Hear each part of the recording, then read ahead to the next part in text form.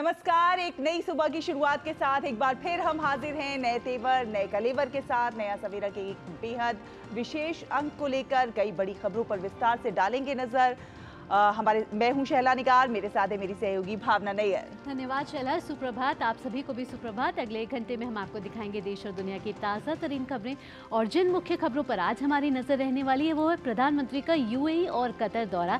जी हाँ, प्रधानमंत्री 2 दिवसीय दौरे पर जा रहे हैं यूएई और कतर, और वहाँ राष्ट्रपति अल नहयान के साथ मुलाकात करेंगे। साथ ही हिंदू मंदिर जुबा, सबसे बड़ा हिंदू मंदिर वहाँ बना है, उसका भी उद्घाटन करने वाले हैं। और कल प्रधानमंत्री कतर जाएंगे। साथ ही साथ राष्ट्रपति के गुजरात दौरे को भी लेकर बात होगी। फिल्म, साहित्य, संगीत और जीवन के संघर्षों से जुड़ी कहानियां होंगी। साथ ही खेल और कारोबार से जुड़ी खबरें भी होंगी। नया सवेरा की शुरुआत करते हैं सुबह की सुर्खियों के साथ।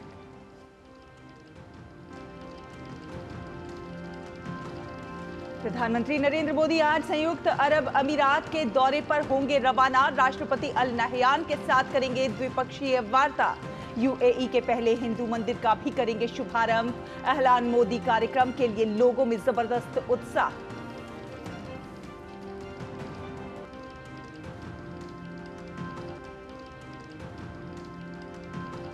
संयुक्त अरब अमीरात के बाद कतर भी जाएंगे प्रधानमंत्री मोदी। दोहा में अमीर शेख तमीम बिन हमद से करेंगे द्विपक्षीय मुलाकात। द्विपक्षीय संबंधों को और विस्तार देने पर होगी व्यापक चर्चा।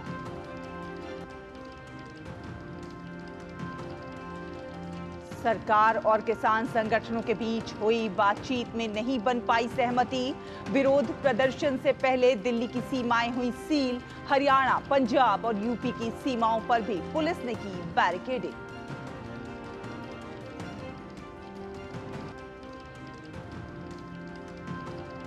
यूपी एसटीएफ ने बिना जांच के हलाल सर्टिफिकेट जारी कर कंपनी और खाद्य दुकानों से धन वसूलने के मामले में की बड़ी कार्रवाई। हलाल काउंसिल ऑफ इंडिया के 4 पदाधिकारियों को किया गिरफ्तार।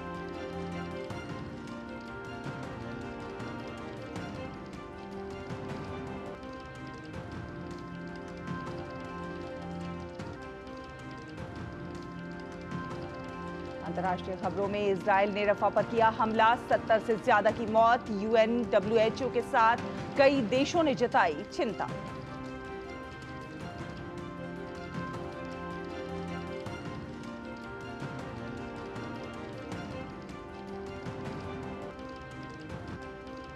और खेल की खबरों में मलेशिया के शाह आलम में आज बैडमिंटन एशिया टीम चैंपियनशिप 2024 का होगा आगाज।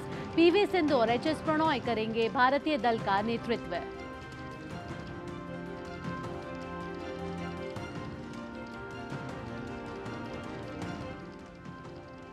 नया सवेरा में सबसे पहले देखते हैं देश भर से कुछ खास खबरें। जी हाँ, और बात करते हैं प्रधानमंत्री नरेंद्र मोदी के दौरे की। आज संयुक्त अरब अमीरात की 2 दिवसीय यात्रा पर रवाना होंगे पीएम मोदी दुबई में राष्ट्रपति शेख मोहम्मद बिन जायद अल नाहयान के साथ द्विपक्षीय मुलाकात करेंगे। विश्व सरकार शिखर सम्मेलन 2024 में शिरकत के साथ साथ पीएम मोदी दुबई में पहले हिंदू मंदिर का शुभारंभ भी करेंगे। संयुक्त अरब अमीरात के दौरे के बाद प्रधानमंत्री नरेंद्र मोदी कतर की भी यात्रा करेंगे, जिसे रणनीतिक रूप से और कूटनीतिक रूप से बेहद खास माना जा रहा है। प्रधानमंत्री नरेंद्र मोदी मंगलवार को यूएई यानी संयुक्त अरब अमीरात की 2 दिवसीय यात्रा पर रवाना होंगे। पीएम मोदी का यूएई का ये 7वां दौरा होगा। प्रधानमंत्री नरेंद्र मोदी राष्ट्रपति शेख मोहम्मद बिन जायद अल नहयान के साथ द्विपक्षीय मुलाकात करेंगे। इस दौरान दोनों नेताओं के बीच अपनी रणनीतिक दोस्ती को मजबूत करने के साथ साथ एक दूसरे के हित से जुड़े स्थानीय और अंतर्राष्ट्रीय मुद्दों पर बातचीत होगी। पिछले 8 महीने के दौरान दोनों नेताओं के बीच ये 5वीं मुलाकात होगी। पीएम मोदी विश्व सरकार शिखर सम्मेलन 2024 में भी शिरकत करेंगे। प्रधानमंत्री सम्मेलन को संबोधित भी करेंगे। On 13th, soon after his arrival, Prime Minister's engagement would include meeting with His Highness Sheikh Mohammed bin Zayed Al Nahyan, the President of the UAE. Following the ceremonial welcome and reception at the Presidential Palace, the two leaders will sit down for bilateral meeting. On 13th itself, Prime Minister will be addressing a community event, Alhan Modi, in Abu Dhabi. Prime Minister will be participating in the World Government Summit 2024. as a guest of honor and deliver a special keynote address on the closing day of the summit. इसके साथ ही PM अपनी यात्रा के दौरान Abu Dhabi में बन रहे UAE के पहले हिंदू मंदिर के शुभारंभ समारोह में भी शिरकत करेंगे। इस मंदिर को BAPS नाम के संस्था के नेतृत्व में बनाया गया है। A key highlight of the Prime Minister's visit to the UAE would be inauguration of the BAPS Hindu Mandir in Abu Dhabi on 14th February. अपनी यूएई यात्रा पूरी करने के बाद पीएम मोदी कतर की राजधानी दोहा की यात्रा पर जाएंगे। यात्रा के दौरान पीएम मोदी कतर के अमीर शेख तमीम बिन हमाद और उच्च गणमान्य व्यक्तियों के साथ मिलकर द्विपक्षीय वार्ता करेंगे। ये पीएम मोदी की कतर की दूसरी यात्रा होगी। भारत और कतर के बीच मजबूत द्विपक्षीय व्यापार वर्तमान में $20 बिलियन है। The bilateral relationship between India and Qatar that has been steadily growing includes a comprehensive span, including political ties, trade and investment linkages, a strong energy partnership, and ties in the field of culture, education, and security. प्रधानमंत्री नरेंद्र मोदी का UAE दौरा काफी महत्वपूर्ण है। ये दोनों देशों के मजबूत होते संबंधों को दर्शाता है। वहीं पीएम मोदी की कतर यात्रा आपसी संबंधों और व्यापारिक रिश्तों को लेकर खास तो है ही, इसके अलावा इसकी कूटनीतिक अहमियत भी है। उनकी यात्रा ऐसे समय में हो रही है जब कतर ने फांसी की सजा पाए पूर्व भारतीय नौसैनिकों को रिहा कर दिया है। गौरतलब है कि कतर में 8 भारतीयों को मौत की सजा मामले में भारत सरकार को बड़ी राजनयिक जीत मिली है। Bureau report, DD news. प्रधानमंत्री नरेंद्र मोदी के संयुक्त अरब अमीरात के आधिकारिक दौरे पर एक सांस्कृतिक कार्यक्रम का आयोजन किया जाएगा। देखिए हमारे संवाददाता अश्विनी कुमार की विशेष रिपोर्ट। उत्साह है लोगों में अहलन मोदी को लेकर, यानी स्वागतम मोदी, सुस्वागतम मोदी। समूचा भारत यहां पर सिमटा हुआ है, भारतवंशी यहां पर है और भारत के हर एक कोने से, हर एक राज्य से माताएं बहनें यहां पर सांस्कृतिक प्रस्तुति के लिए हैं। हमारे साथ जो यहाँ पर ग्रुप है वो कोलकाता से है, हमारे साथ में राजस्थान से, केरला से, तमिलनाडु से और देश के अलग अलग हिस्सों के सांस्कृतिक कार्यक्रम को प्रस्तुत करने के लिए लोग पहुंचे हैं। जबरदस्त उत्साह है लोगों की अपनी प्रस्तुतियों को लेकर। सबसे पहले हम पूछेंगे रविंद्र संगीत या फिर जो अद्भुत शास्त्रीय संगीत है उसकी क्या प्रस्तुति आप लोग देंगी जिससे भारत भारतीयता की यहाँ झलक दिखे, बंगाल की झलक दिखे? एक ही है देवता जिनको हम पूछते हैं, रविंद्रनाथ टैगोर। तो इसमें हम लोग रविंद्र संगीत का डांस दिखाने वाले हैं, जो हम लोग पूरा बंगाल को शोकेस करने की कोशिश में हैं, अपना जो रविंद्र संगीत डांस उसके साथ। तो उसी तरह से हमारा पूरा टीम तैयार है अभी। तो हम लोग वही कोशिश में हैं एंड हम लोग बहुत ही अच्छे से कर रहे हैं। हम लोग कर्नाटका से हैं और हम यक्षगाना प्रस्तुत कर रहे हैं, which is a special dance form है एंड उसमें कथा बोली जाती है and it is very unique. ఇక్కడ వేరే వేరే భాషలో ఉన్నా కూడా మేమందరూ కలిసి అహ్లాన్ మోదీ కోసం వర్క్ చేసి చాలా బాగా ప్రాక్టీస్ చేసి అందరూ ప్రోగ్రామ్ చేయబోతున్నాము. మంచి എക്സ്പീരിയൻസ്. താങ്ക് യു ടു അഹ്ലാൻ മോദി പ്രോജക്റ്റ്. ഞങ്ങൾ ചെയ്യുന്നത് മോദിജിയുടെ ടേം പീരീഡിലുള്ള ഇൻഡസ്ട്രിയൽ ഗ്രോത്ത്, ചന്ദ്രയാൻ, അങ്ങനത്തെ എല്ലാ ഡെവലപ്മെൻറ്റ്സും മെൻഷൻ ചെയ്തിട്ട് non stop India Shankar Mahadevan സാറിൻ്റെ സോങ് വെച്ചിട്ടാണ് സെമി ക്ലാസിക്കൽ ഫോമിൽ ചെയ്യുന്നത്. ഞങ്ങൾ റെപ്രസെൻറ്റ് ചെയ്യുന്നത് മലയാളം കമ്മ്യൂണിറ്റിയാണ്. 32 डांसर्स ആണുള്ളത്. അപ്പോൾ इंडस्ट्रियल डेवलपमेंट ആണ് ഞങ്ങളെ थीम। जी, हम राजस्थानी घूमर परफॉर्म कर रहे हैं। ये हम राजस्थान को रिप्रेजेंट कर रहे हैं to the Abu Dhabi, to the world, to the Modi. तो देख सकते हैं कि लोग अपनी प्रस्तुतियों को लेकर जबरदस्त उत्साह में हैं। आपने हर हर मोदी का नारा सुना होगा, लेकिन यहाँ एक अलहदा नारा है और वो नारा है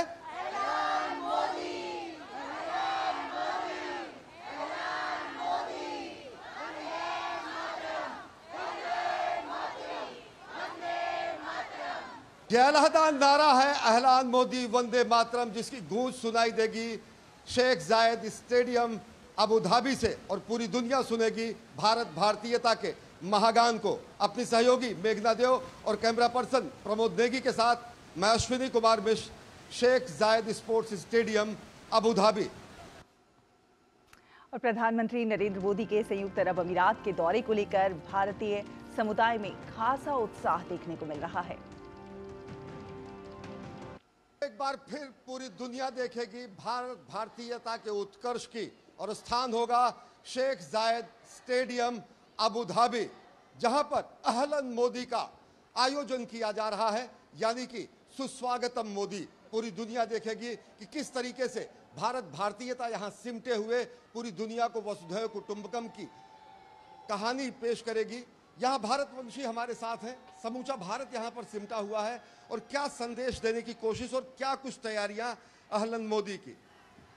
जब से इस कार्यक्रम की तैयारियां शुरू हुई हैं, बस आप देख ही रहे हैं कि जोश कितना बढ़ गया है, और ये पूरी कम्युनिटी साथ मिल के काम कर रही है, क्योंकि ना इसमें सरकार की कोई भागीदारी है ना किसी एक इंडिविजुअल की, तो ये पूरा कम्युनिटी ड्रिवन इवेंट है। आज हम अनेकता में एकता का एक उदाहरण यहाँ आपको दिखाते हैं। हम सभी अलग अलग राज्यों से हैं, लेकिन आज हम सब भारतीय हैं, और मोदी जी के लिए सभी के दिलों में इतनी श्रद्धा है। आप देख सकते हैं बच्चों से लेके बड़े, हम सभी उनका बेसब्री से इंतजार कर रहे हैं। हमारा लोकप्रिय प्राइम मिनिस्टर श्री नरेंद्र मोदी जी को स्वागत करने के लिए हम लोग अराउंड इंडियन डायस्पोरा अराउंड 60,000 आदमी लोग इधर 13 तारीख में उसको स्वागत करने के लिए रेडी हो रहे हैं। अभी रिसेंटली मोदी साहब ने तमिल भाषा को पूरा दुनिया तक लेके गया है सबसे ज़्यादा। ये बहुत बेहतरीन चीज़ है, तमिलनाडु का लोग के लिए ये बहुत बड़ा चीज़ है। देखा जाए तो मोदी तो अभी इस समय तो कुछ ऐसा हर महीने हो रहा है जो हमने कभी देखा नहीं है। लाइक अभी रिसेंटली राम मंदिर, यहाँ पे टेम्पल, और जो बॉन्डिंग बिटवीन यूएई और इंडिया का है, it's a day by day it's getting increase. आज मोदी जी को होने से एक चीज़ बोल सकता हूँ, मोदी जी का ही नारा है, मोदी है तो मुमकिन है।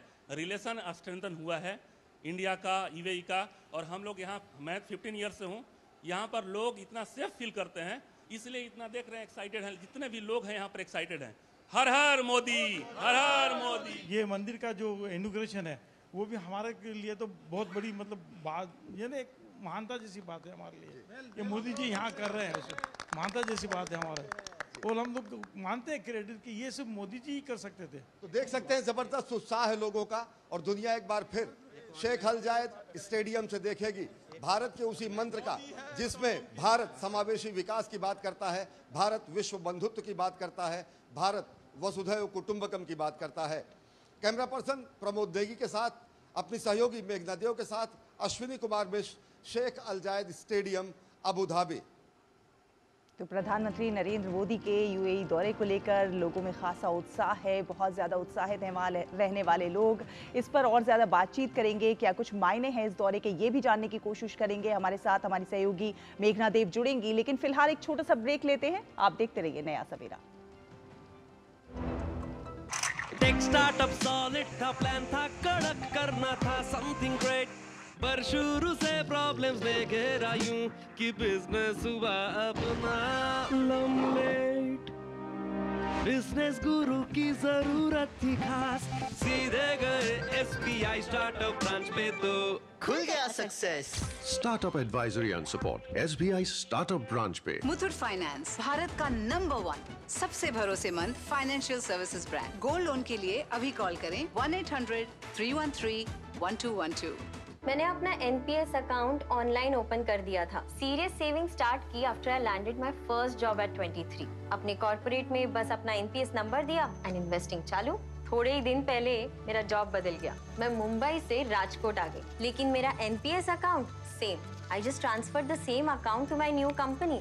एनपीएस किसी भी जगह से ऑपरेट हो सकता है, जहां मैं वहां मेरा एनपीएस अकाउंट। अपने बेहतर कल को सुनिश्चित करने के लिए एनपीएस जरूरी है। नई वॉशिंग मशीन अच्छा है। क्या हुआ? अरे शॉपिंग पे 2000 का कैशबैक मिला है, बस क्यूआर कोड स्कैन करना है। अच्छी धुलाई होगी है ना।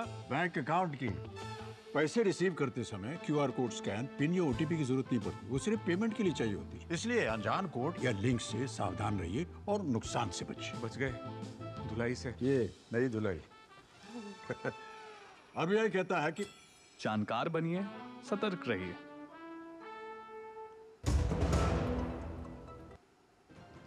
ब्रेक के बाद आपका स्वागत है। आप देख रहे हैं नया सवेरा और ब्रेक से जाने से पहले हम आपको तमाम जानकारी दे रहे थे प्रधानमंत्री नरेंद्र मोदी के यूएई और कतर दौरे से जुड़ी हुई। प्रधानमंत्री नरेंद्र मोदी आपको बता दें कि आज से 2 दिवसीय यात्रा पर यूएई और कतर के लिए रवाना होंगे और प्रधानमंत्री का ये दौरा अपने आप में महत्वपूर्ण माना जा रहा है क्योंकि पिछले 10 सालों से भारत और यूएई के जो संबंध हैं वो लगातार प्रगाढ़ होते जा रहे हैं। और ज़्यादा जानकारी के साथ हमारी संवाददाता भी अबू धाबी से जुड़ चुकी हैं, मेघना देव। मेघना, सुप्रभात हमारे यहाँ से, भारत से।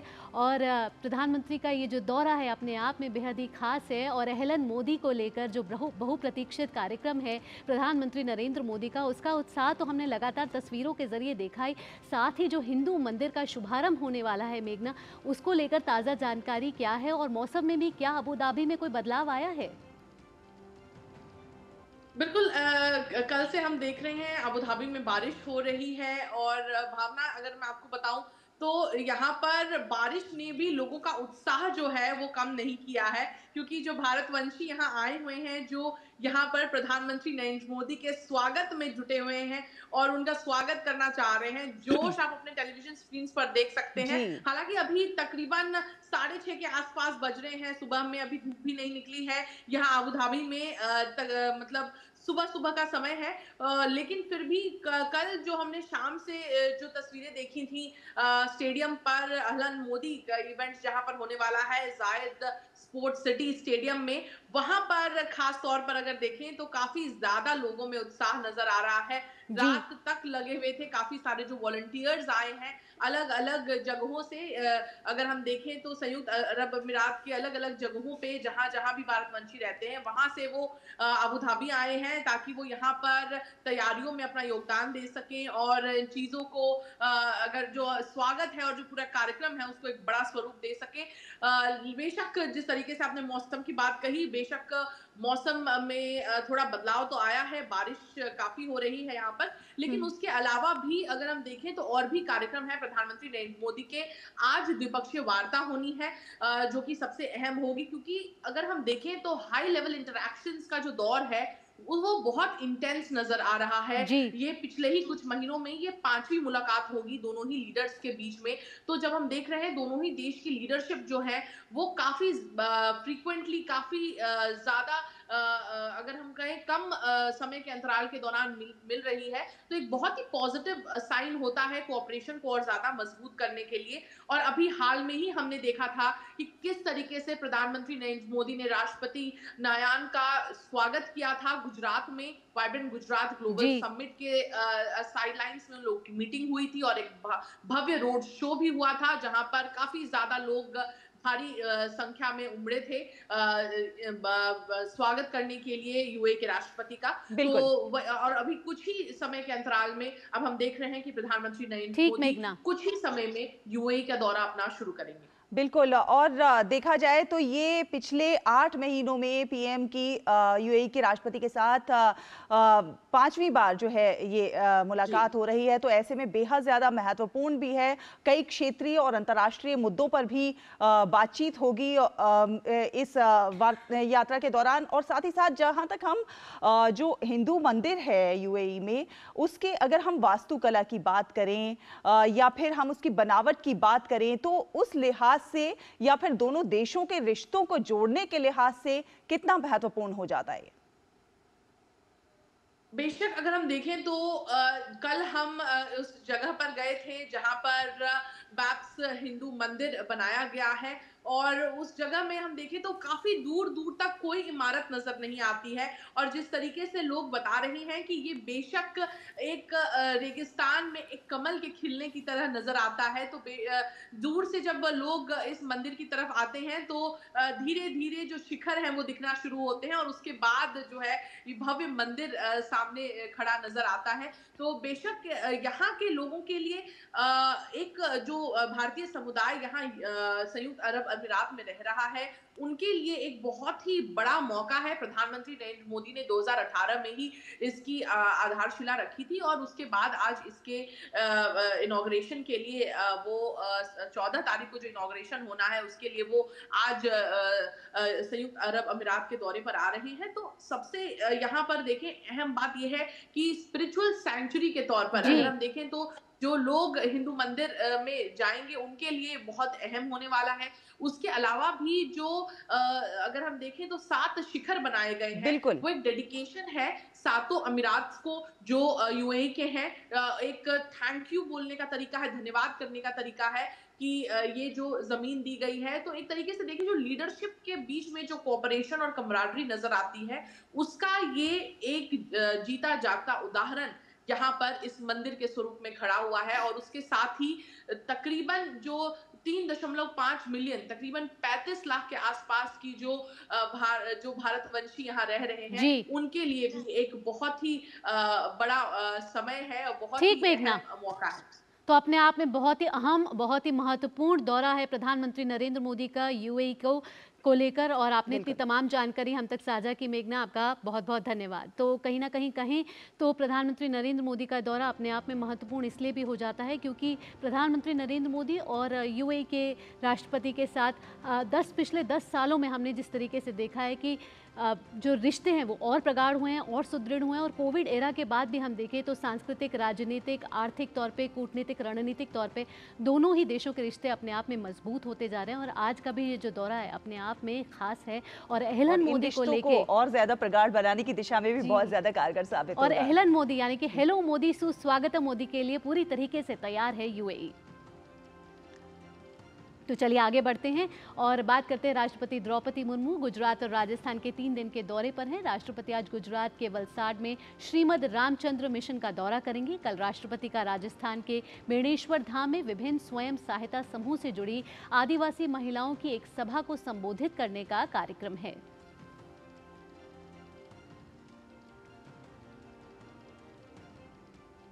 इससे पहले कल राष्ट्रपति ने सूरत में सरदार वल्लभ भाई राष्ट्रीय प्रौद्योगिकी संस्थान के 20वें दीक्षांत समारोह को संबोधित किया। उन्होंने युवाओं से देश की समस्याओं का नवीन इंजीनियरिंग आधारित समाधान के लिए विज्ञान को अपनाने का आग्रह किया है।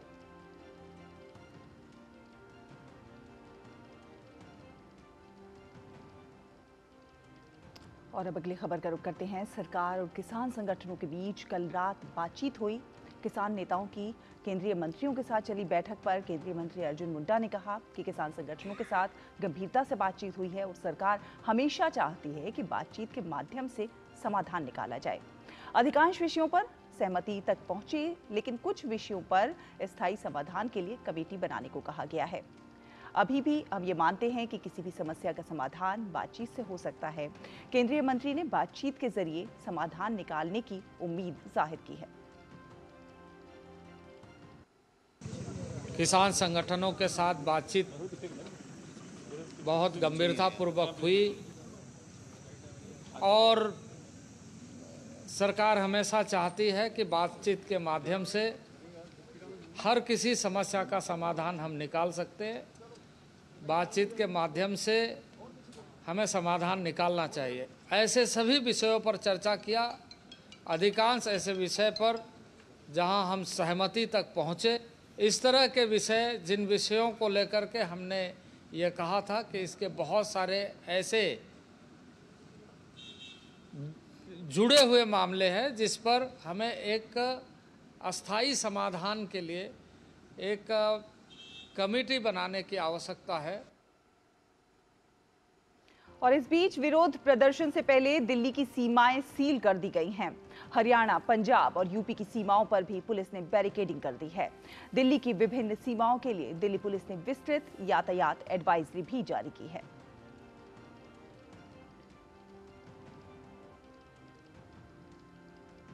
सरकार की किसान हितैषी योजनाएं अन्नदाताओं को सशक्त बना रही हैं।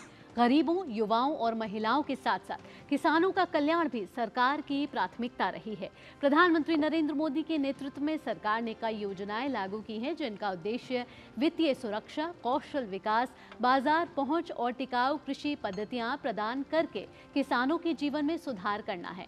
आइए नजर डालते हैं इन योजनाओं के बारे में।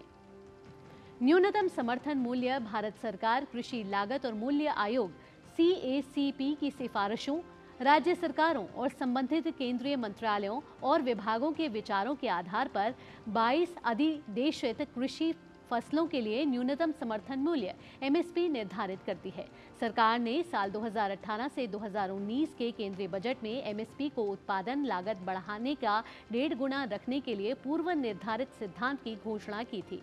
इसी के अनुसार सभी अनिवार्य फसलों, खरीफ, रबी और अन्य वाणिज्यिक फसलों के लिए MSP को कृषि वर्ष 2018-2019 से अखिल भारत औसत उत्पादन लागत पर कम से कम 50% के रिटर्न के साथ बढ़ाया गया है। पिछले 10 सालों में किसानों को धान और गेहूं की फसल के लिए MSP के रूप में लगभग 18 लाख करोड़ रुपए मिले हैं।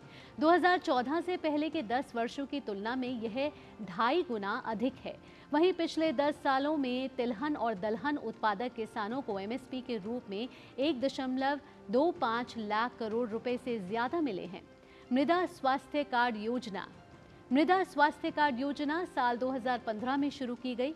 मृदा स्वास्थ्य कार्ड योजना किसानों को उनकी मिट्टी में पोषक तत्वों की स्थिति के बारे में जानकारी प्रदान करता है। साथ ही मिट्टी के स्वास्थ्य और उसकी उत्पादकता में सुधार के लिए लागू किए जाने वाले पोषक तत्वों की उचित खुराक पर सिफारिशों भी प्रदान करता है। साल 2014 से 2015 तक देश भर में कुल 82,072 मृदा परीक्षण प्रयोगशालाएं स्थापित की गई। माफ कीजिएगा, 8,272 प्रयोगशालाएं स्थापित की गई। वहीं अब तक किसानों को 23.58 करोड़ मृदा स्वास्थ्य कार्ड वितरित किए जा चुके हैं।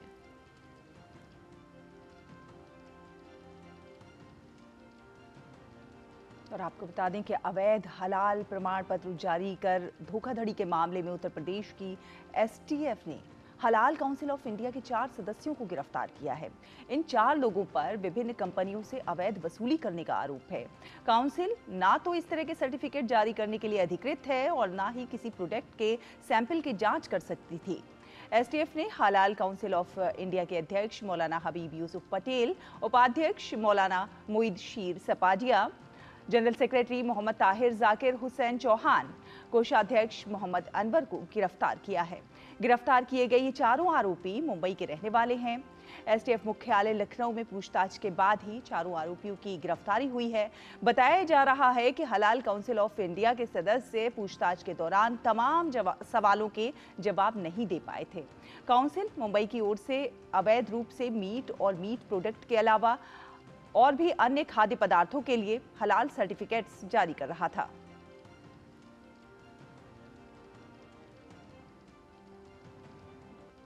नया सवेरा में वक्त हो चला एक छोटे से ब्रेक का। ब्रेक के बाद भी खबरों का सिलसिला जारी रहेगा, आप कहीं मत जाइएगा।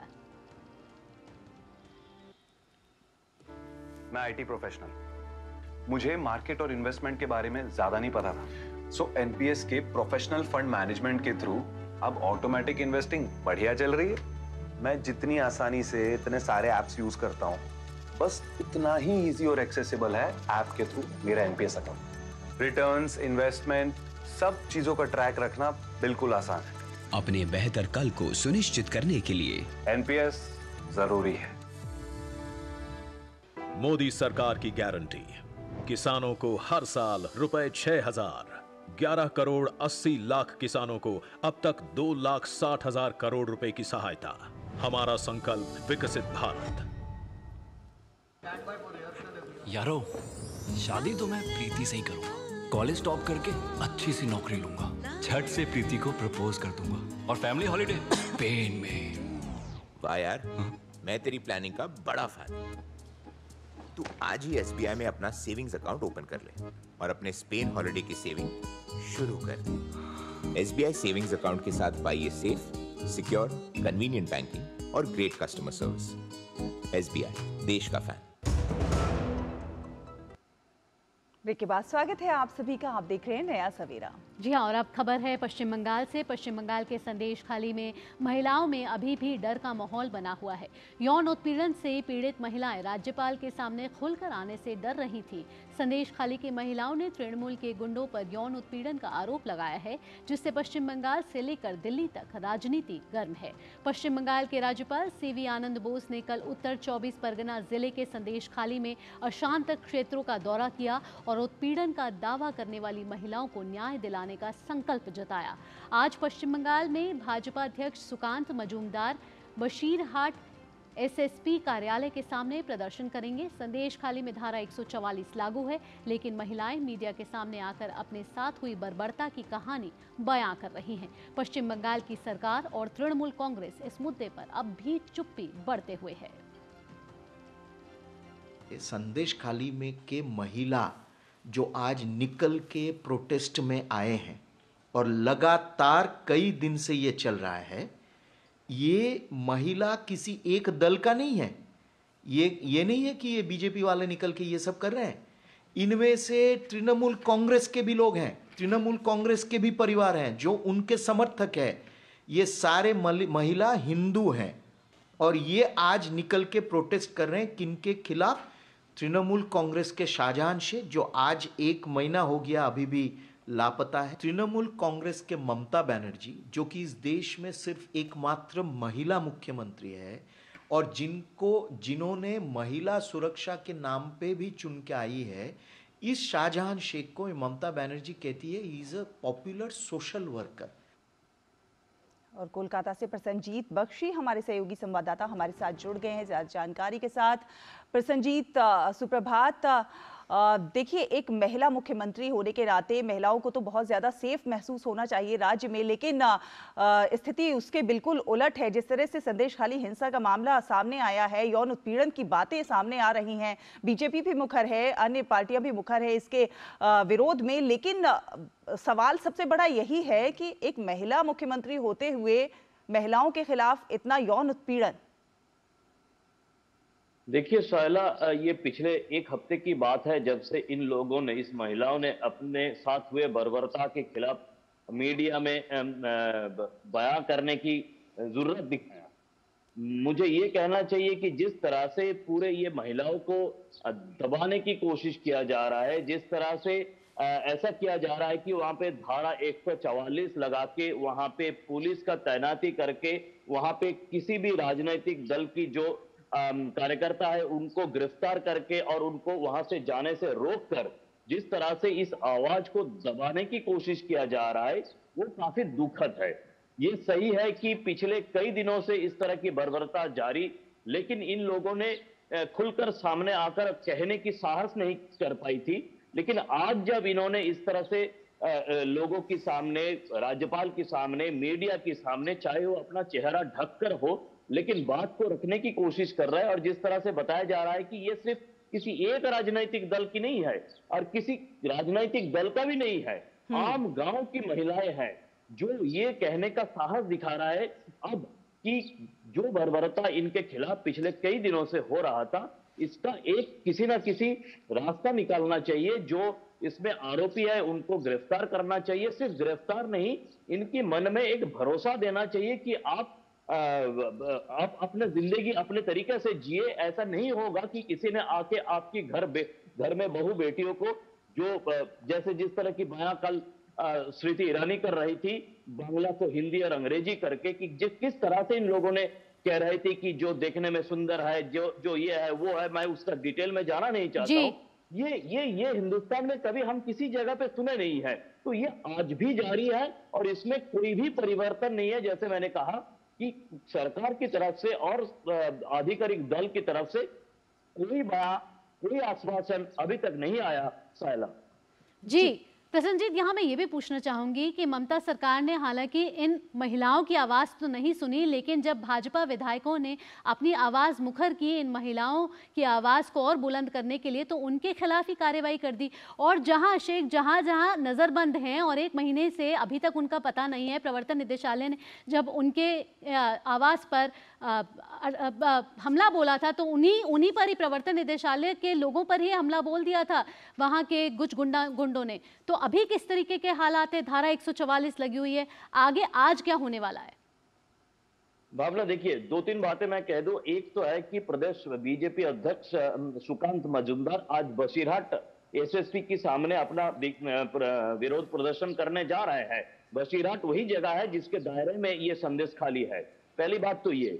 दूसरी बात ये है कि ये समझना चाहिए कि ये जो सरकार की तरफ से कोई कार्रवाई नहीं उठाया जा रहा है, और जो विधानसभा से लीडर ऑफ अपोजिशन शुभेंदु अधिकारी ने अपने एमएलए विधायकों की टीम लेके जाने की कोशिश में कल पूरे दिन उनको रोका गया था। संदेशखाली से करीब 7 किलोमीटर दूर कोलकाता की सीमा के आसपास उनको 4-5 घंटे रोक के रखा गया था। तो ये जो तरीका है, इससे लगने लगा है कि किसी ना किसी जगह पे जो सच्चाई है उसको दबाने की कोशिश में लगे हुए हैं। और आप शेख शाहजहां की बात भावना कह रही है, शेख शाहजहां कहां छिपे हुए हैं? शेख शाहजहां छिपे नहीं है, शेख शाहजहां को गिरफ्तार नहीं किया जा रहा है, क्योंकि वो आराम से एक के बाद एक शर्त अदालत के सामने शर्त जारी कर रहा है अपने वकील के थ्रू। अगर ऐसा हो सकता है तो मतलब सबको पता है, सरकार को कम से कम पता है, पुलिस को कम से कम पता है कि शाहजहां कहां है। कल उन्होंने ये शर्त आरोप किया है कि मैं उजागर हूंगा, मैं आविर्भूत हूंगा अगर ईडी ने मुझे गिरफ्तार ना करे।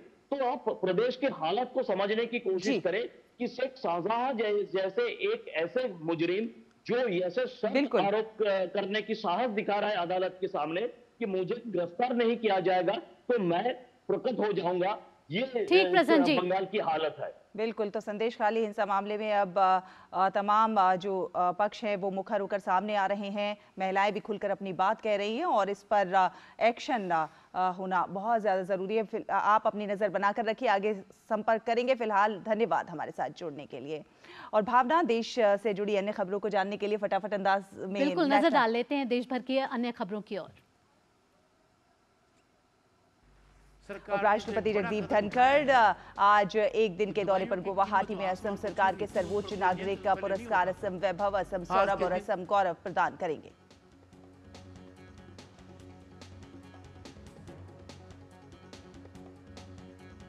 सेना प्रमुख जनरल मनोज पांडे अमेरिका की आज से 4 दिन की यात्रा के दौरान सेना प्रमुख अमेरिका के सेना प्रमुख जनरल रैनी जॉर्ज साथ ही अन्य वरिष्ठ सैन्य अधिकारियों से बातचीत करेंगे। दुनिया भर में आज विश्व रेडियो दिवस मनाया जा रहा है। हर साल ये दिन रेडियो के महत्व के बारे में जनता और मीडिया के बीच जागरूकता बढ़ाने और रेडियो के माध्यम से सूचना तक पहुंच को प्रोत्साहित करने के लिए मनाया जाता है। सूचना और प्रसारण मंत्रालय आज से चेन्नई के अन्ना विश्वविद्यालय में 2 दिन के क्षेत्रीय सामुदायिक रेडियो सम्मेलन का आयोजन कर रहा है। सम्मेलन में सूचना और प्रसारण मंत्री अनुराग सिंह ठाकुर मुख्य भाषण देंगे। कार्यक्रम में दक्षिणी राज्यों और केंद्र शासित प्रदेशों के सभी 117 सामुदायिक रेडियो स्टेशन भाग लेंगे। उत्तराखंड में हल्द्वानी नगर निगम ने बनफूलपुरा हिंसा के मुख्य आरोपी अब्दुल मलिक के खिलाफ सरकारी संपत्तियों को कथित रूप से नुकसान पहुंचाने के लिए 2 करोड़ 44 लाख रुपए की वसूली का नोटिस जारी किया। इटावा में राजकीय रेलवे पुलिस ने 3 चांदी तस्करों को गिरफ्तार कर उनके कब्जे से करीब 55 किलो चांदी के जेवरात बरामद किए हैं। बरामद किए गए चांदी जेवरात की कीमत करीब 40 लाख बताई जा रही है। रुकेंगे एक और छोटे से ब्रेक के लिए।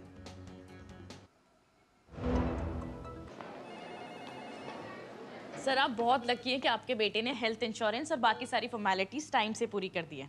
अब आप घर जा सकते हैं। मेरा बेटा? तो फिर आप? पॉलिसी बाजार। क्लेम के टाइम पे हमेशा आपकी हेल्प को तैयार। पॉलिसी बाजार, 1 करोड़ का हेल्थ इंश्योरेंस सिर्फ 390 रुपए महीने से शुरू। मुथूट फाइनेंस, भारत का नंबर 1 सबसे भरोसेमंद financial services brand. Gold loan के लिए अभी कॉल करें 1-800-313-1212। क्या गुस्सा आप पर हावी हो रहा है? टेलीमानस के 14416 पर कॉल कर गुस्से पर काबू पाने के लिए मार्गदर्शन प्राप्त करें।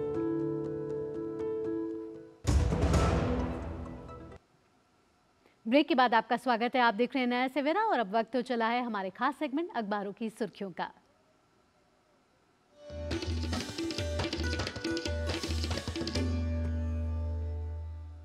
तो अखबारों की सुर्खियां जानने के लिए चलिए आपको सीधे लिए चलते हैं हमारे न्यूज रूम। और न्यूज रूम में मौजूद हैं सहयोगी संध्या शर्मा। संध्या, बताइए आज के अखबारों ने प्रमुखता से किन खबरों को छापा है? आज के अखबारों की प्रमुख खबरों की अगर हम बात करें तो है भारत की कूटनीतिक सफलता से जुड़ी हुई खबर, जो इलेक्ट्रॉनिक मीडिया के साथ साथ आज के सभी अखबारों के पहले पेज पर मुख्य तौर पर प्रकाशित की गई है। आपको बता दें कि कतर से जो 8 भारतीय रिहा किए गए हैं उसको लेकर के आज सभी अखबारों ने इस खबर को लिया है और खुद प्रधानमंत्री नरेंद्र मोदी ने इस पूरे ऑपरेशन पर लगातार नजर बनाई हुई थी और ये बताया गया है कि अगस्त 2022 में किस तरह से जासूसी के कथित मामले में पूर्व नौसैनिकों को गिरफ्तार किया गया। 2023 में उन्हें सजा सुनाई गई और कल का दिन बेहद खास और बेहद अहम था उन 8 नौसैनिकों के लिए भी और पूरे भारत के लिए भी, भारत की कूटनीतिक सफलता के लिए भी। तो आज इस खबर को सभी अखबारों ने प्रमुखता के साथ लिया। इसके अलावा राष्ट्रीय सहारा अखबार ने इसी से जुड़ी हुई एक और खबर अपने राष्ट्रीय पेज पर प्रकाशित की है और बताया है कि कतर ही नहीं बल्कि कई देशों में मोदी सरकार बनी संकट मोचक। ये बताया गया है कि ऑपरेशन गंगा हो, ऑपरेशन कावेरी हो या ऑपरेशन देवी शक्ति हो, इसके माध्यम से न केवल मोदी सरकार ने अपने भारतीय नागरिकों की वतन वापसी करवाई बल्कि अन्य देश के नागरिकों की भी किस तरह से मदद की, उनके लिए किस तरह से मददगार मोदी सरकार बनी है। तो तमाम आंकड़ों के साथ इस खबर को भी आज प्रकाशित किया गया है। और अगली खबर की बात करें तो आपको बता दें कि मोदी सरकार द्वारा कल 12वां रोजगार मेला आयोजित किया गया था और इस दौरान प्रधानमंत्री नरेंद्र मोदी ने बताया कि किस तरह से भारत की विकास यात्रा लगातार आगे बढ़ रही है, नए सोपान गढ़ रही है और मुख्य तौर पर युवाओं पर किस तरह से फोकस है। ये भी बताया गया कि लगभग 10 लाख नौकरी देने का जो वादा किया गया था तो अब तक 8 लाख से ज़्यादा नौकरी दी जा चुकी है। तो तमाम आंकड़े, ये 12 जो रोजगार मेले आयोजित किए गए हैं उसमें कितनी कितनी नौकरियां और नियुक्ति पत्र आवंटित किए गए उसको लेकर के भी आज खबर दी गई है। अगली खबर हिंदुस्तान अखबार के साथ बाकी अखबारों में भी हमें देखने को मिली और आपको बता दें कि कल मॉरिशस और श्रीलंका में यूपीआई सेवा की शुरुआत हुई है और इसके अलावा 10 देशों में यूपीआई का इस्तेमाल किया जा सकता है। तो वो कौन से 10 देश हैं उसे आज हिंदुस्तान अखबार ने लिया है और आपको बता दें कि ब्रिटेन और नेपाल, ये 2 देश ऐसे हैं जहां पर बातचीत जारी है, यानी कि ये 2 देशों में भी यूपीआई सेवा जल्द ही शुरू होने वाली है। और अगली खबर की बात करें तो दैनिक जागरण अखबार ने अपने अर्थ पेज पर लिया है, बाकी अखबारों ने भी इस खबर को लिया है। दरअसल पेटीएम पर जो कार्रवाई की गई है उसको लेकर के आरबीआई गवर्नर ने स्पष्ट किया है कि जो भी कार्रवाई की गई है वो बेहद सोच समझ कर की गई है और व्यापक विचार विमर्श के बाद की गई है, तो इसमें किसी तरह की कोई बदलाव की गुंजाइश नहीं है। और चलते चलते बात कर लेते हैं राजनीति और राज्यों में जिस तरह से राजनीतिक उठापटक चल रही है उससे जुड़ी हुई खबर, जो आज सभी अखबारों में लगभग पहले पेज पर ही है। और जनसत्ता अखबार ने भी इस खबर को लिया और बताया है कि राजद के बहिर्गमन के बीच नीतीश ने साबित किया अपना बहुमत और इसके अलावा महाराष्ट्र के पूर्व मुख्यमंत्री अशोक चव्हाण ने कांग्रेस छोड़ी। तो इस तरह की अलग अलग अखबारों में हमें ये तमाम खबरें देखने को मिली हैं। तो संध्या, अखबारों में जो मुख्य तौर पर प्रकाशित खबरें हैं उनको हमारे दर्शकों तक साझा करने के लिए आपका बहुत बहुत धन्यवाद। आइए आगे बढ़ते हैं, दुनिया भर की कुछ खास खबरें देख लेते हैं फटाफट अंदाज में।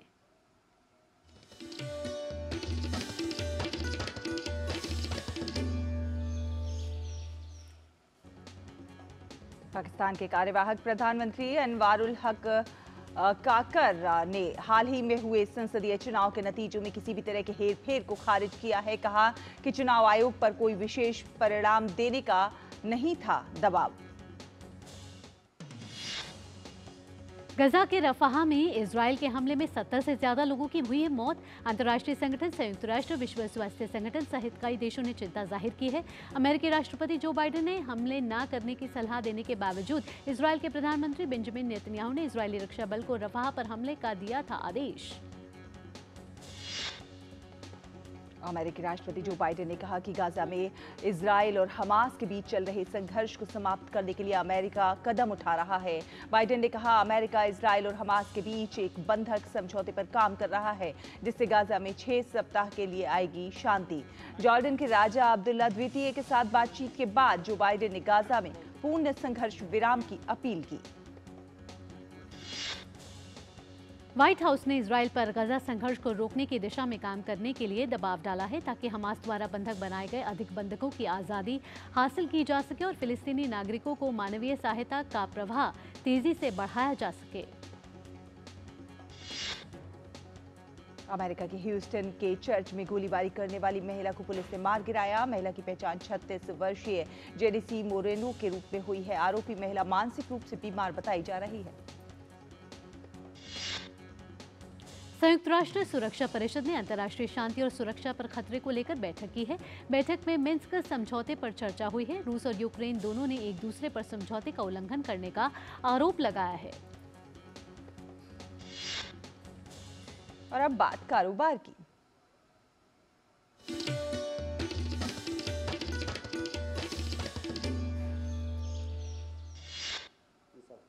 आरबीआई के गवर्नर शक्तिकांत दास ने कहा पेटीएम पेमेंट्स बैंक के खिलाफ की गई कार्रवाई की समीक्षा नहीं की जाएगी। उन्होंने कहा कि निर्णय पीबीएल के कामकाज के व्यापक मूल्यांकन और ग्राहकों के हितों को ध्यान में रखकर लिया गया है।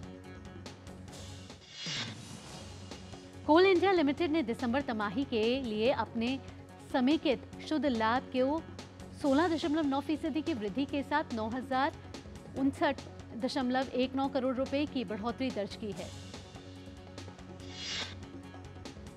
हवाई पट्टी पर घुसपैठ की घटनाओं को रोकने के लिए नागर विमानन महानिदेशालय ने सभी हवाई अड्डों पर रनवे सुरक्षा टीम गठित करने और प्रौद्योगिकी की मदद लेने की बात कही है। डीजीसीए ने इस संबंध में एक परिपत्र भी जारी किया है। वित्त वर्ष की तीसरी तिमाही में बिजली उत्पादक कंपनी एनएचपीसी का खर्च बढ़ने की एकीकृत शुद्ध लाभ 19% गिरकर 628.44 करोड़ रुपए पहुंच गया है। ई कॉमर्स कंपनी अमेज़न के मालिक जेफ बेजोस की नेटवर्थ एलन मस्क के करीब पहुंच गई है और वो दुनिया के दूसरे सबसे अमीर व्यक्ति बनने से महज कुछ कदम दूर हैं। देश का वनस्पति तेल आयात जनवरी में सालाना आधार पर 28% घटकर 12 लाख टन रह गया है। उद्योग निकाय एसईए द्वारा जारी एक ताजा आंकड़े में इस बात की जानकारी दी गई है। और अब खबरें खेल जगत से।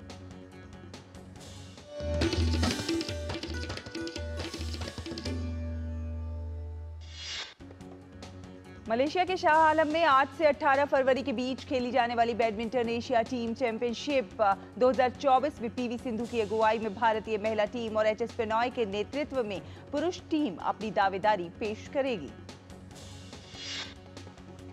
राजकोट टेस्ट से पहले भारतीय क्रिकेट टीम को तगड़ा झटका लगा है। केएल राहुल घुटने की चोट के चलते नहीं खेल पाएंगे तीसरा टेस्ट। कर्नाटक के बल्लेबाज देवदत्त पड्डिकल को मिली टीम में जगह। देवदत्त पड्डिकल मौजूदा सीजन में सबसे अच्छे फॉर्म में हैं। पंजाब के खिलाफ 193 तो गोवा के खिलाफ खेली थी 103 रनों की पारी। मुंबई रणजी टीम के कप्तान अजिंक्य रहाणे ने छत्तीसगढ़ के खिलाफ लगाया अर्धशतक। मुंबई की टीम ने नॉकआउट मुकाबले में किया प्रवेश। क्रिकेटर सौरभ तिवारी ने लिया संन्यास। 17 साल तक झारखंड का किया नेतृत्व। आईपीएल में भी अपनी बल्लेबाजी का रंग बिखेरा। वेस्टइंडीज के खिलाफ पर्थ में होने वाले तीसरे और अंतिम टी20 मुकाबले के लिए ऑस्ट्रेलिया की टीम में जैक फ्रेसर मैकगर्थ की एंट्री हो सकती है। ब्राजील की फुटबॉल टीम को लगा तगड़ा झटका। पेरिस ओलंपिक के लिए टीम नहीं कर पाई क्वालिफाई। दक्षिण अमेरिका क्वालिफाइंग टूर्नामेंट में अर्जेंटीना से 1-0 से मिली हार। और अब खबरें सिने और ग्लैमर वर्ल्ड से फटाफट अंदाज में।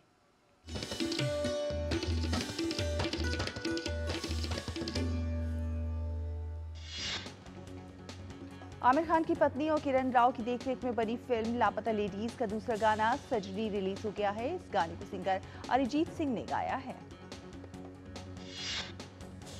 मार्वल सिनेमैटिक यूनिवर्स की 34वीं फिल्म डेडपूल 3 का टीजर जारी हो गया है। निर्माताओं ने टीजर के साथ ही फिल्म का टाइटल डेडपूल एंड वुल्वरीन भी अनाउंस कर दिया है। दक्षिण भारतीय सिनेमा के दिग्गज हास्य अभिनेता ब्रह्मानंद 25 साल के बाद हिंदी फिल्म में नजर आने वाले हैं। ब्रह्मानंद गुरु रंधावा की फिल्म कुछ खट्टा हो जाए में अपने अभिनय के जौहर दिखाएंगे। अपनी बेहतरीन अभिनय के लिए मशहूर मृणाल ठाकुर बहुत जल्द साउथ की 2 फिल्मों में नजर आ सकती हैं। रिपोर्ट्स के माने तो मृणाल फिल्म SK23 के साथ ही सिम्बू की 48वीं फिल्म में भी नजर आ सकती हैं। निर्माता जैकी भगनानी और अभिनेत्री रकुल प्रीत की शादी की तैयारियां जोरों पर है। रिपोर्ट्स की माने तो दोनों 21 फरवरी को गोवा में 7 फेरे लेंगे।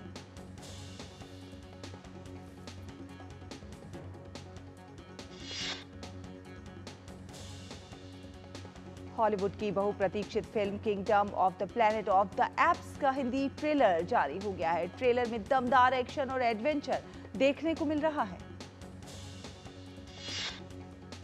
चर्चित शीना बोरा हत्याकांड की कहानी पर आधारित web series the Indrani Mukerjea story buried truth का ट्रेलर जारी हो गया है। अपने में कई रहस्यों और कहानियों को समेटे इस सीरीज को 23 फरवरी को प्रसारित किया जाएगा।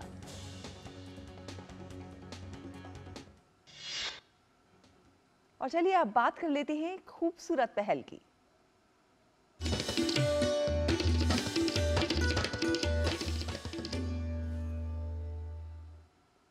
दुनिया के सबसे छोटे समुद्री कछुए ऑलिव रिडले हर साल उड़ीसा के समुद्री तट पर अंडे देने आते हैं। समुद्री कछुओं की रक्षा के लिए त्रिशूर में एक तटीय गांव वासियों के प्रयास देखिए किस प्रकार दिन रात जाकर त्रिशूर केरल के चावकड़ पुन्यर गांव के ग्रामीण ऑलिव रिडले समुद्री कछुओं के अंडों के लिए संरक्षण के लिए हैचरी बनाकर उनकी प्रतीक्षा कर रहे हैं, जिसमें इन कछुओं की संख्या बढ़ सकेगी।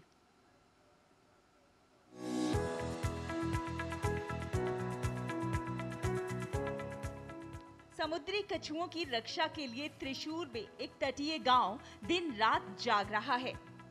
त्रिशूल केरल के चावक्कड़ पुन्नेयूर गांव के ग्रामीण ओलिव रिडले समुद्री कछुओं के अंडों के संरक्षण के लिए हैचरी बनाकर उनकी प्रतीक्षा कर रहे हैं, जो प्रजनन के मौसम के दौरान केरल के तट पर आते हैं।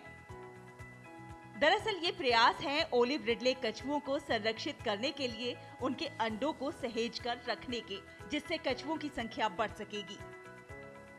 ये गांववासी कछुओं के अंडों को सुरक्षित रखने के लिए हैचरी बनाकर उनमें कछुओं की देखरेख का काम कर रहे हैं। पुन्नेयूर के मछुआरे, स्वयंसेवी संगठन और वन विभाग के नेतृत्व में समुद्री कछुआ संरक्षण समितियां सभी सक्रिय रूप से लुप्त प्राय ऑलिव रिडले समुद्री कछुओं के अंडों की सुरक्षा में सक्रिय हैं। पुन्नेयूर ग्राम पंचायत के तट पर इन सामूहिक प्रयासों की वजह से लाखों समुद्री कछुओं के बच्चे अब तक समुद्र पार कर चुके हैं। ये हैं एनजे जेम्स मास्टर, जो 26 सालों से पुन्नेयूर के समुद्री कछुओं के संरक्षण के लिए काम कर रहे हैं। मैं पहले वोकेशनल हायर सेकेंडरी स्कूल में जीव विज्ञान के शिक्षक के तौर पर अपनी सेवाएं दे रहा था। मुझे लगा कि इससे आगे बढ़कर इन जीवों के संरक्षण के लिए काम करना चाहिए। हमने पुन्नेयूर के मछुआरों और स्वयंसेवी संगठनों और स्कूली छात्रों के साथ समुद्री कछुओं की रक्षा के लिए एक मेगा अभियान की शुरुआत की। कई लोग स्वेच्छा से साथ जुड़ते हुए चले गए। हम लगभग 26 सालों से पुन्नेयूर के समुद्री कछुओं के संरक्षण के लिए काम कर रहे हैं।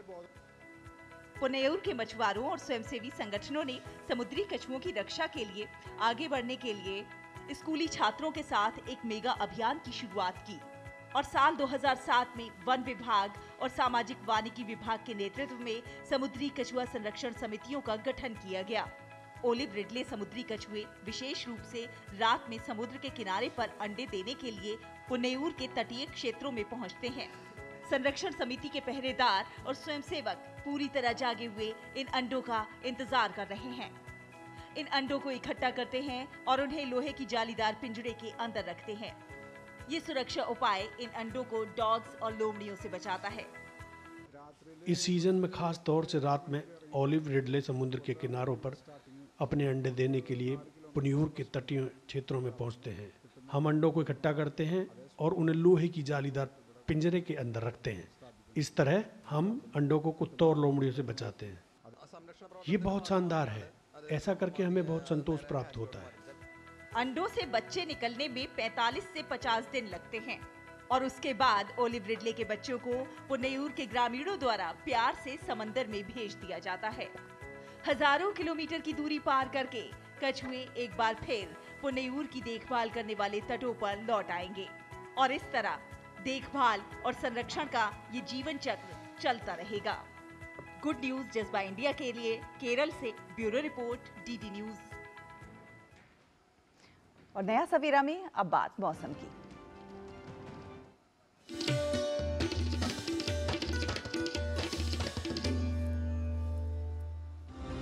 आईएमडी ने मध्य और उत्तर भारत के कई राज्यों में आज के लिए भारी बारिश का येलो अलर्ट जारी किया है। पूर्वी मध्य प्रदेश, झारखंड में आंधी, बिजली, तेज हवाओं के साथ बारिश की संभावना जताई गई है। साथ ही आज और कल बिहार में, कल गंगे, पश्चिम बंगाल में बारिश का अनुमान है। वहीं उड़ीसा में 15 और 16 फरवरी को, उत्तर प्रदेश में बारिश का अनुमान है। आज से लेकर 15 फरवरी के बीच उत्तराखंड, जम्मू कश्मीर और हिमाचल के पहाड़ी इलाकों में शीतलहर और हल्की बारिश की संभावना जताई गई है।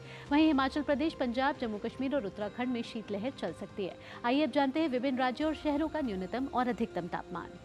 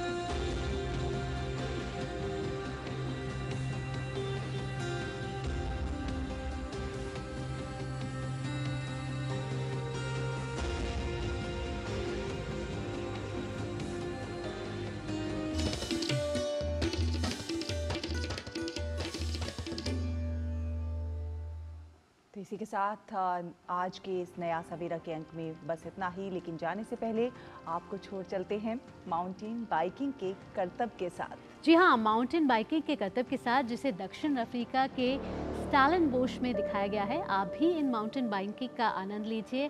आपका दिन मंगल में हो। इसी के साथ शहला मुजर, नया सवेरा की पूरी टीम को दीजिए अनुमति। नमस्कार।